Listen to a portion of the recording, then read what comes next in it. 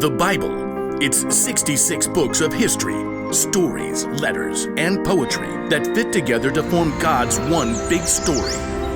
The epic adventure of how He created us and loves us so much that He made a way to rescue us. As we travel through the Bible, from Genesis to Revelation, we discover people who met God and found their lives changed forever. Now, for an amazing story, inspired by the book of 1 Corinthians, chapter 9, verses 24 through 25. Did you know that some writers of the Bible talk sports? Well, not every sport, but at least one that you are familiar with. Yep, running. Running has been around ever since God created people. In fact, the Apostle Paul uses running as an example in one of his letters to the church in Corinth. In a race, all the runners run, but only one gets the prize. You know that, don't you? So run in a way that will get you the prize. Now, Paul is talking about more here than just running, but first you have to understand what it takes to run a long race. Let's say you want to run a marathon. That's 26.2 miles. There's no way you can just hop up off the sofa where you've been playing video games for months and run that far. So, you need a plan. When I was preparing for my first marathon, I found this plan. I started training more than 4 months ahead of the race, and I started with just a few miles at a time. Once you've got a plan, well, then you gotta move. That means short runs, long runs, and cross-training to work other muscles and prevent injury. Next up, you've got to fuel. Plenty of water, of course. Plus, you need healthy carbs for your long runs like bananas. And maybe some spaghetti and meatballs. What's the last part of your training? Get ready for it. Rest. If you don't rest and let your body recover, you'll get burnt out or injured. The last few days before a marathon, you don't even run at all. Oh, yeah.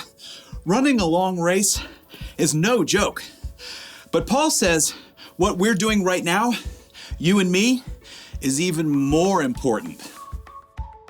All who take part in the games train hard. They do it to get a crown that will not last. But we do it to get a crown that will last forever. So I do not run like someone who doesn't run toward the finish line.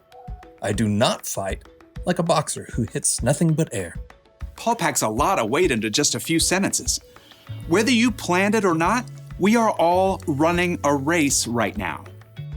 Okay, so that's a little crazy. Clearly, I'm standing here talking to you, and you aren't outside running laps either. But Paul is talking about a way of life, a journey. We're all focused on the finish line, life forever with Jesus, but in the meantime, every step along the way is important as we live out what matters most. Jesus reminded his followers, "Love the Lord your God with all your heart and with all your soul. Love Him with all your mind. Love your neighbor as you love yourself." Yep, love God, love others. That's what matters on this journey together. But just like you can't skip from jogging one lap around the school gym to running a 26.2-mile race, you're gonna need some practice.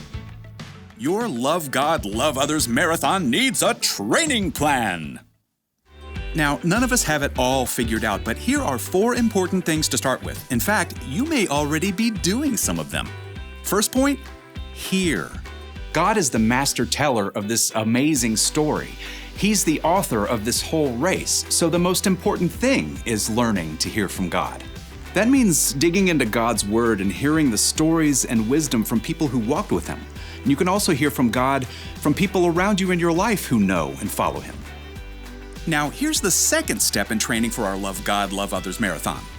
Pray. Okay, when you hear pray, you might think, In nomine Patris et Filii et Spiritus Sancti. Truth is, you don't need fancy words to pray. You can talk to God anytime, anywhere about anything, just like talking to your mom or your best friend. Now let's take a look at point 3 in our training plan. Talk. Hello out there! Tell other people what God has been up to in your life, what's changing, how you're learning to love others better. And here's the final point in your Love God, Love Others training plan. Live. Live for God. Let His love fill up every part of your life, at home, at school, at church, even when your dad makes you stop reading your book to play a game with your little sister. Hear, pray, talk, live. That's how you practice loving God and loving others. As Paul wrote, So run in a way that will get you the prize. We do it to get a crown that will last forever. and when you do, you will live out Paul's wisdom to the Corinthians and win the race.